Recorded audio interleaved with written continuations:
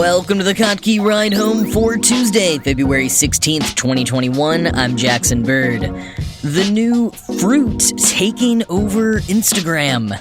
Why the winter storm sweeping the U.S. is causing an energy crisis, especially in Texas. And a new-ish game that lets you take a virtual vacation with your friends. Here are some of the cool things from the news today. So there's a quick link posted on kottke.org today that's kind of a case of history repeating itself that, I guess I should have seen coming in a way, but is absolutely making my head spin. So you know how in the 18th century, rich people from imperialist nations would import, cultivate, or literally rent pineapples to display in their homes and at parties as status symbols? The pineapple was new to places like the United Kingdom, so it had a certain mystique, but it was also super expensive to import and tough to cultivate in Britain, making homegrown ones also rare and expensive. So it became a coveted item, one people rarely ate, but rather just showed off as a centerpiece or carrying around with them. Eventually, it wasn't as rare or expensive to import, and the lower classes were able to afford it, so it was no longer a status symbol. But not before its imagery had left its mark in paintings, furniture carvings, wallpaper, and the public consciousness. Well, now, Del Monte is reviving this historical footnote by once again turning pineapples into an exclusive luxury item and influencer marketing campaign.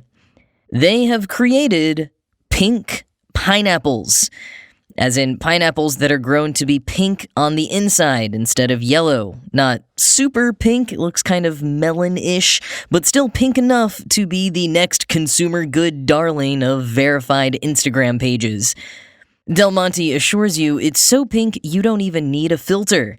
They grew it picture perfect for you and your adoring followers. Per Del Monte's official site for the Pink Glow pineapple, trademarked, of course, become the envy of your friends and followers with this highly sought-after delicacy. Pink Glow will look phenomenal on whatever social media platform is en vogue by the time you read this. End quote. This literally feels like satire to me. Someone learned about the history of pineapples as status symbols and tried to guess what it would look like in our 21st century hyper-online influencer era, and this was it. Except it's real. The synthetic biology-focused online magazine Grow explains how Del Monte pulled this off. Quote, "This is what you get when you tinker with Ananas komosu's DNA to decrease levels of enzymes that convert lycopene into beta-carotene. With less conversion, the pineapple's classic sunny hue becomes 5R7/6. That artfully designated hue, listed on Del Monte's patent application, comes from the Munsell color chart, a system developed in the early 20th century by an artist who sought to create a scientific method of color notation.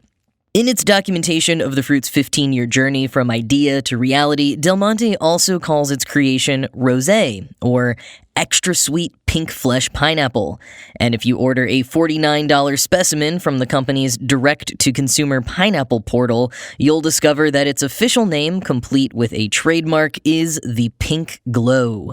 End quote. And yes, that said 15-year journey. Notably a full decade before millennial pink reached its apex. Quoting again, "Regardless of where you sit on the spectrum between GMO'd foods are evil and GMO'd foods are awesome, it's impossible not to be impressed by the sheer marshalling of resources required for a company to spend more than a decade in pursuit of an edible meme." End quote. True enough, and genetically modifying food is nothing new. As Grow points out, crops have had their DNA tinkered with since the 80s for all kinds of reasons, from disease resistance to adding extra vitamins. This might be the first time it's been purely for marketing, though that's also arguable since some have been modified to prevent them from browning from oxidation, which is kind of just a cosmetic edit. And then there were those grapples, remember, in the early 2000s? Grape-flavored apples? What happened to those? Well, anyways, while Del Monte did everything above board in terms of the genetic engineering, And the FDA has confirmed that the pink glow is, quote, as safe as conventional pineapple varieties for its intended uses in human food, end quote. There's still the question of why. How much play are they expecting to get from this? 15 years of work for the fruit to go viral for a week? Are they hoping it will supplant yellow pineapples as a go-to? Or is it maybe just one of many experiments as they work on larger GMO projects? Maybe it's just another one of those classic cases summed up so well by Ian Malcolm. They spent so long being preoccupied with whether or not they could, they didn't stop to think if they should. Molly Young at Grow expands on the social media angle here, quote, at this point in human history, whole swaths of consumer goods have been engineered or re-engineered to draw covetous eyes and tapping fingers on social media. Book covers are designed with larger cover typography, all the better to show up well in an iPhone-sized grid. Instagram makeup is a category unto itself, with products designed specifically to translate spectacularly in photos, no matter how bizarre or clownish they might appear on real-life faces. And now, perhaps inevitably, there is Instagram fruit. As soon as the pink glow became available, it popped up on influencer feeds attached to ready-made hashtags like Being Pink Glow and Jewel of the Jungle. Not surprisingly, Del Monte has pulled out all of the branding stops. Each pineapple arrives with a gold-sealed certificate of authenticity, congratulating the recipient on obtaining this royal delicacy, and a helpful reminder to tag hashtag #PinkGlowPineapple and watch the likes pour in. End quote. On top of that, Del Monte is clearly wanting to keep the pink glow theirs alone. The pineapples, which have to be ordered online and cost $49.99 a pop, are shipped without their green leafy crowns. Del Monte says on their website it's so they can sustainably cultivate more of the pink pineapples, but Grow points out that it's also so other people can't. They don't want anyone else growing their proprietary pink glow pineapples.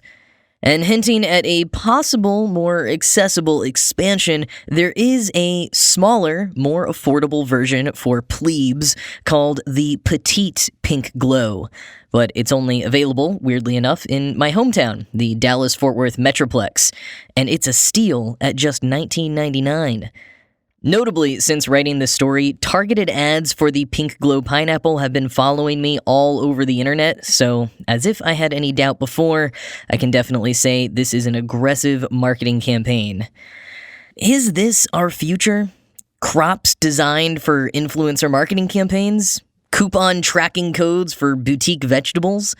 I mean, I guess in some ways, like, if this gets people to eat more fruits and vegetables, that would be nice, but I can't help but feel this is all slightly dark. There's certainly some way that farm workers are or would be further exploited in a case like this, and something about it just feels very much like an episode of Black Mirror to me. But maybe I should just chill out and appreciate the technicolored pineapples.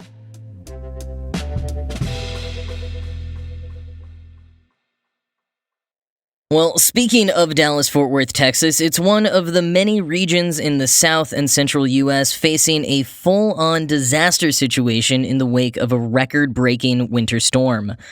Millions across the state are without power, and many have been for over a day. As the Weather Channel pointed out yesterday, there were 2.5 million people in Texas without power. I've seen reports today putting the number over 4 million. Comparatively, Hurricane Harvey, the devastating Category 4 hurricane in 2017, resulted in 393,000 outages. So this is a huge deal. And it's left a lot of people wondering how it happened. Texas is accustomed to hurricanes, tornadoes, and other severe storms. Like everywhere else, the government agencies don't always handle things perfectly, but they tend to know what to do in extreme weather. Of course, this kind of weather, ice, snow, and extreme cold, is not as common in the South. The infrastructure to combat the storm isn't there. Many towns don't have any rock salt or snow plows because they're so rarely needed. And a lot of individuals aren't equipped with the necessary gear or winter knowledge that may be obvious to northern counterparts. So there's all of that. But Bloomberg dug a little deeper, specifically on the energy crisis side of things. First, looking at all of the south and central U.S. that's been affected by the storm over the last week, quoting Bloomberg, by February 9th, temperatures had plummeted from Denver to Chicago, and hundreds of places across the central U.S. set daily temperature records. Prices for different types of heating fuels began to surge higher, including oil and natural gas. Demand for propane climbed to a 17-year high. Gas and electricity use similarly rose. As temperatures continued to fall, gas pipelines began to seize up, wind turbines started to freeze, and oil wells shut in, just as homes and businesses raised demand for heating to record levels. The strength of gas demand across the central U.S., especially in Oklahoma, caught some traders by surprise. Physical delivery of the fuel at one hub in Oklahoma traded at an astonishing $600 per million British thermal units. By Friday, February 12th, traders were panicking and trying to line up additional supplies for the long holiday weekend. That evening, Texas's chief energy regulators called an emergency meeting to prepare to ration gas supplies across the state. Texas's grid operator says widespread shortages of natural gas supplies to power plants and a decline in wind generation helped create the shortfall. Several other plants tripped offline amid the cold for reasons that aren't yet known. In all, the agency estimated that more than 34 gigawatts of generating capacity was wiped out.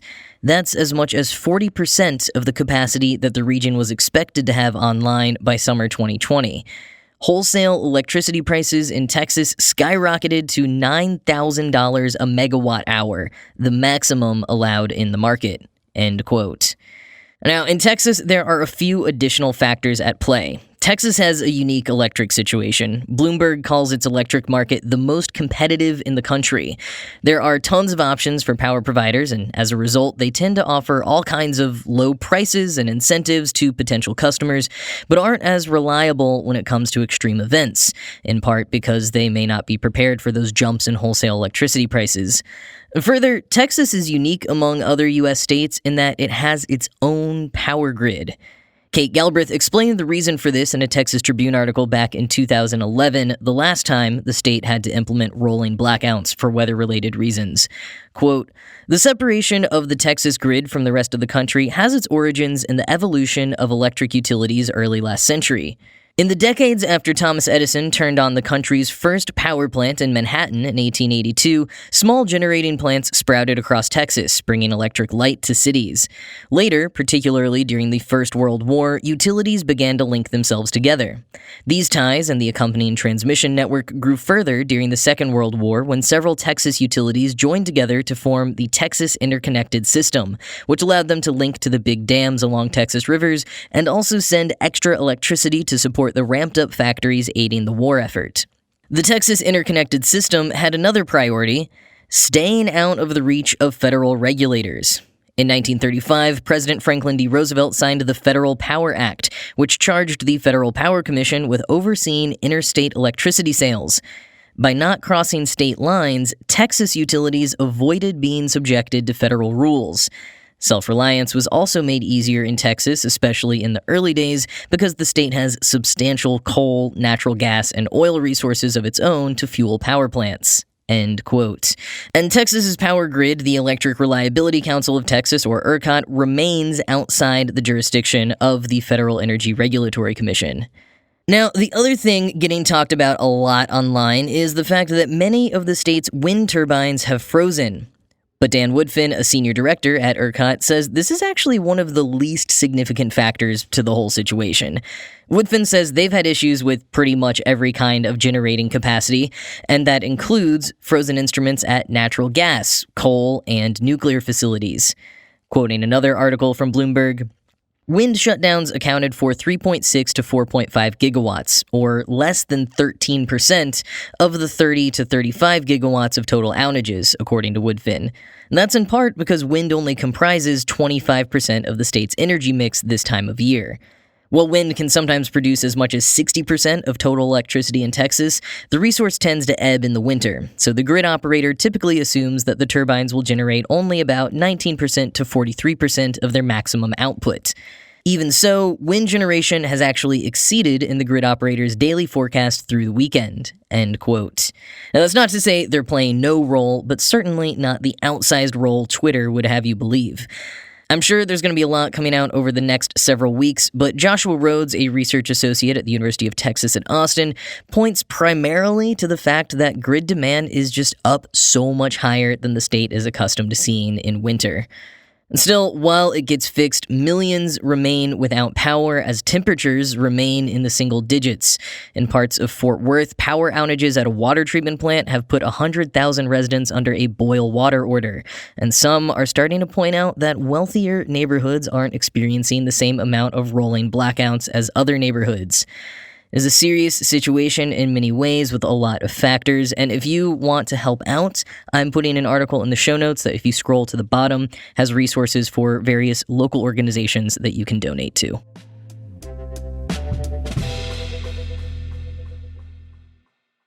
Well, if all of that seriousness today is making you want to escape your reality for a little bit, I've got a great game recommendation courtesy of Kottke.org. It's called City Guesser, and it basically plops you into a video feed of a random city, and you have to guess where you are.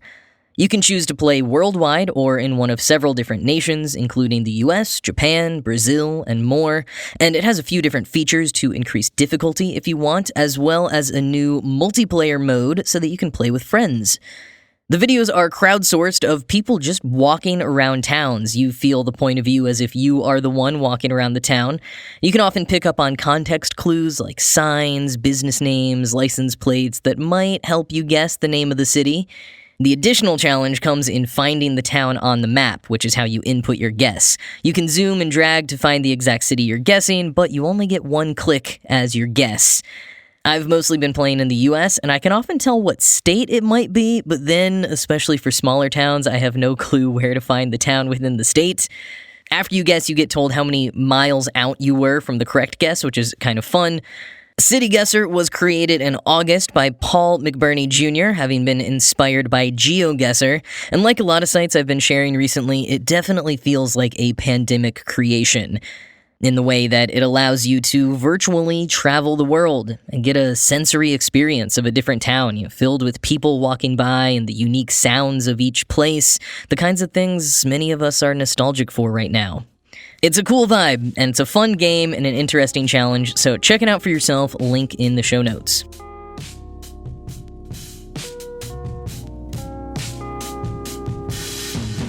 That is it for today. As always, this show was produced by Ride Home Media and Kottke.org. I am Jackson Bird, and I'm gonna go line my shelves with pink pineapples so I can finally live out my dreams of becoming a legit influencer. I hope you have a good rest of your day, and I'll talk to you again tomorrow.